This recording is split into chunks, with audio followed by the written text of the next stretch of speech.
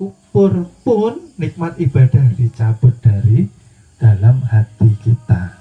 Artinya sholat ndak enak, zikir ndak enak, bersolawat ndak enak. Kalau sudah ndak enak ibadah, kelezatan dicabut, maka malas gitu loh.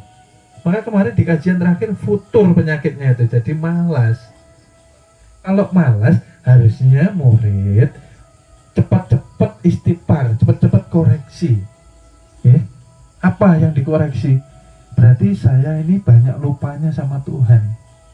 Kita dari keadaan tidur dibangunkan. Nah, ketika bangun, apakah sudah bersyukur sama Tuhan? Itu yang pertama. Yang kedua, ketika menjalani kehidupan setelah dibangunkan, apakah kita mencerminkan sifat ketuhanan di dalam hidup kita? Hidup ini sebentar saja. Itulah. Artinya belajar ilmu ketuhanan itu kita harus menjadi pribadi yang bisa mencerminkan akhlaknya junjungan Nabi besar kita. Ya. Ini setiap hari sholat, setiap hari ngeluh, setiap hari sholat, setiap hari buruk sangka sama Tuhan, setiap hari sholat berontak sama ketetapan Tuhan. Bagaimana? Ya. Setiap hari sholat tapi tidak puasa ilmu. Puasa ilmu apa? Tadi banyak orang sholat tapi lisannya berkata-kata yang tidak baik, lisannya berkata-kata yang percuma, lisannya berkata-kata yang justru bisa menyakiti orang lain. Diatur lisan itu. Artinya kita berpuasa ilmu. Kira-kira ini kata-kata saya baik enggak? Keluar ini. Kira-kira manfaat enggak? Kalau enggak ya baik diam. Dikurangi bercanda, tertawa dikurangi, ya. Maka dikatakan ketika aku membuka hakikat alam kubur, maka orang tidak akan bisa tertawa sudah. Biasanya menangis saja, kayak apa mau selamat. Di sini kita mungkin bisa tertawa karena banyak hiburan. Kalau dikubur, di ruangan yang sesempit itu masih bisa kah orang ini tertawa? Tidak bisa. Justru sekarang detik ini banyakin tafakur, kurangi tertawa, kurangi bercanda, kurangi hiburan yang tadinya kita senang membuat kita tertawa, ya. Gitu. Dikurang-kurangi. Hiburan kita itu jadikan satu aja, hiburan hati kita, makanan rohani kita. Ketika kita mengingat Tuhan, ketika kita bersolawat kepada junjungan Nabi besar kita, Nabi Muhammad SAW, jadikan itu aja. Hiburan kita yaitu hakikatnya. Jangan mencari hiburan di luar itu, gitu loh. Nanti di alam kubur yang tadinya bisa menyenangkan kita, akhirnya menjadi malah petaka karena menyebabkan kita lalai, gitu loh. Banyak bercandaan akhirnya lupa bersyukurnya, gitu loh. Kan seperti itu biasanya. Janganlah seperti itu, dikurang-kurangi. Baik berdiam, menghindari kata-kata yang tidak bermanfaat, yang tidak bermutu. Kan seperti itu. Kalau mau tenang hidup, perbaiki ibadah kita, kualitasnya baiki. Kalau sudah seperti itu, insya Allah kan dikatakan murid-murid ini kalau menjalankan pelajaran dengan benar, maka dunia akan mengikuti. Bagaimana dunia mengikuti seorang yang jauh dari Tuhan? Bagaimana dunia mengikuti kepada seseorang yang tidak taat sama Tuhan? Kalau belajar di perguruan, nyatakan diri menjadi hamba Allah. Kalau memang niatnya belajar di perguruan, jangan menjadi hamba dunia, jangan menjadi hambanya nafsu, ya. Jadilah hamba Allah Subhanahu wa ta'ala. Siapa hamba Allah? Yang hakiki ialah Muhammad yang sebenarnya. Ya kan hanya Muhammad aja yang menjadi Habibullah. Artinya ketika sholat jangan diakui kita yang sholat, ketika ibadah jangan diakui kita yang ibadah, karena Allah semua hakikatnya. Seperti itulah, dizahirkan melalui kekasihnya. Nah kita ini hanya menyatakan, hanya menyaksikan, tidak lebih dari itu. Oleh sebab itu murid dilarang mengeluarkan pengakuan, akunya dikikis. Itu tadi supaya menjalani hidup ini bisa tenang, itulah. Berserah diri, tahu, belajar berserah diri sama Tuhan. Apa-apa kok mau ditanggung sendiri, nggak mampu, ya. Tengah malam tuh wudu, zahirnya disucikan, wudu batin, segala sesuatu yang kira-kira itu jadi penyakit hati keluarkan. Kita menilai orang, kita tidak senang sama orang, kita punya ketakutan dengan segala hal sesuatu, keluarkan semua, ya. Sebut nama Allah, sebut, nyatakan Allah, Allah, Allah, Allah, okay?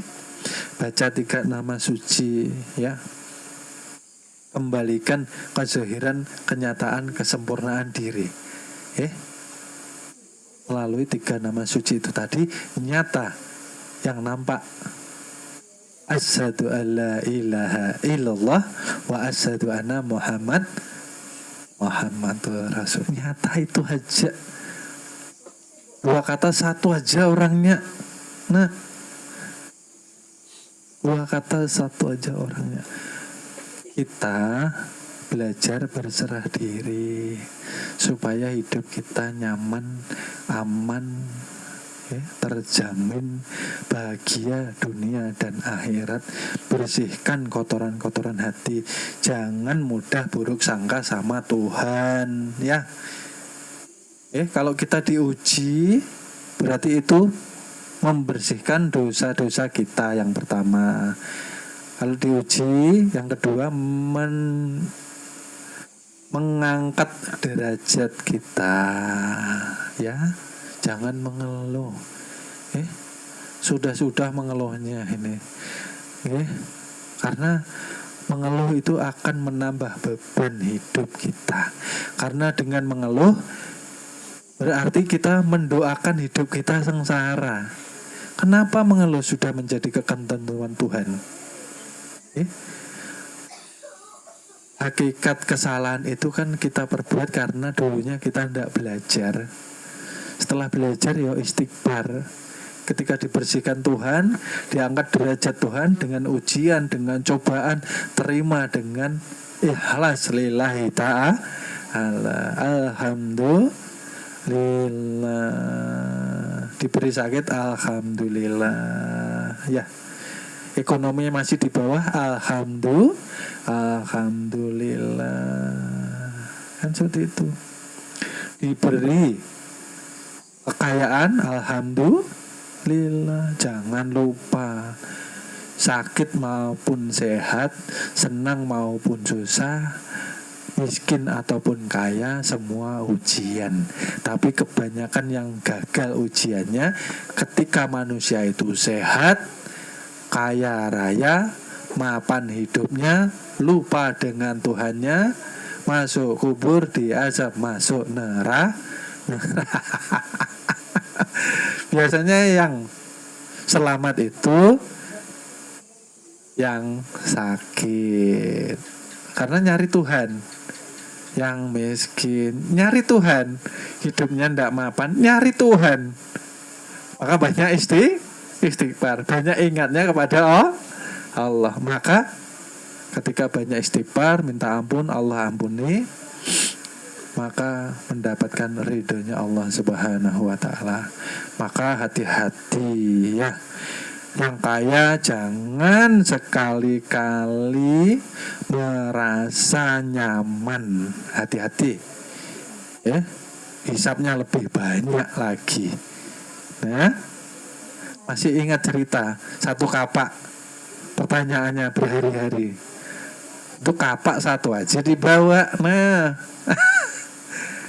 maka hidup yang aman, amanah, ya amanah itu tadi supaya tenang.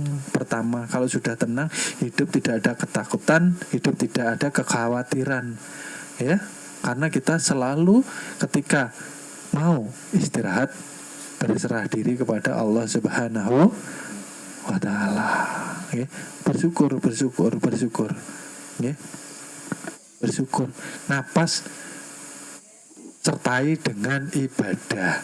Artinya ketika kita bernapas dengan sadar ketuhanan, maka kita terkoneksi kepada pancaran nurnya Allah Subhanahu wa Ta'ala yang terzuhir melalui Nur Muhammad. Itulah jalan selamat dunia akhirat, ya. Mungkin sekian dulu, ya. Kita menjelaskan dari beberapa hal yang ingin diketahui murid-murid di daerah. Pesan saya, ketika menjadi murid, kita harus mempunyai tanggung jawab kepada keselamatan diri masing-masing. Mempunyai tanggung jawab harus menjalankan puasa ilmu. Karena murid punya kewajiban, itulah, mempuasakan lisannya, mempuasakan penglihatannya, mempuasakan pendengarannya, mempuasakan pikiran, hati, gerak diamnya hanya untuk Allah Subhanahu wa Ta'ala. Jangan, pesan saya, jangan memasukkan segala sesuatu yang sifatnya kotor ke dalam hati kita dan badan kita. Itu dijaga. Setiap hari puasa ilmu, setiap hari tirakat atau bersusah-susah dahulu kita ibadah. Itu pesan saya. Yang kedua, murid jauhi berprasangka tidak baik kepada Tuhan. Terima takdir dengan ikhlas, maka hidup akan tenang dan nyaman. Tidak akan Tuhan itu menyusahkan kita. Yang menyusahkan hidup kita itu hakikatnya kita sendiri. Ketika dulu belum di perguruan, mungkin kita poya-poya, hidup senang, tidak ingat Tuhan. Mungkin kita dulu sholat, tapi sholat kita tidak benar karena syahadatnya kurang benar, ya. Disadari kesalahan diri sendiri, ya. Jauhi prasangka buruk, jauhi, ya, yang namanya menilai seseorang siapapun itu, karena kita tidak berhak menilai orang, ya. Yang berhak menilai, yang jadi hakim itu Tuhan, bukan kita. Dia mau baik, dia tidak mau baik, itu urusannya dengan Tuhan. Nah, kewajiban kita sebagai sesama kaum muslimin dan muslimat, sesama umat manusia, wajib memperingatkan, menasihati, itu saja, ya. Lalu didoakan yang baik-baik, ya. Seperti itu. Terus jangan membenci siapapun, ya. Tidak boleh, murid di sini saya pesan, jangan membenci siapapun. Karena ketika kita membenci seseorang, maka kita dibenci Tuhan. Ingat itu. Ketika kita tidak mau memaafkan kesalahan orang, dosa-dosa kita tidak akan dimaafkan Tuhan. Ingat itu, ya. Kalau kita mau mendapatkan husnul khotimah, kita harus banyak baik sangka, yang pertama. Yang kedua, kita harus menjaga ibadah, karena syarat untuk husnul khotimah berakhir dengan baik ketika kita dalam keadaan ibadah. Oleh sebab itu, sholatul daim itu 24 jam, ya. Ketika orang meninggal di luar sholat 5 waktu, tidak mempunyai ilmu sholatul daim, artinya dia meninggal dalam keadaan tidak ibadah. Artinya su'ul tidak baik akhir hidupnya. hati-hati ya. Itu syaratnya husnul khotimah. Mohon maaf, akan kami lanjut episode berikutnya. Terima kasih.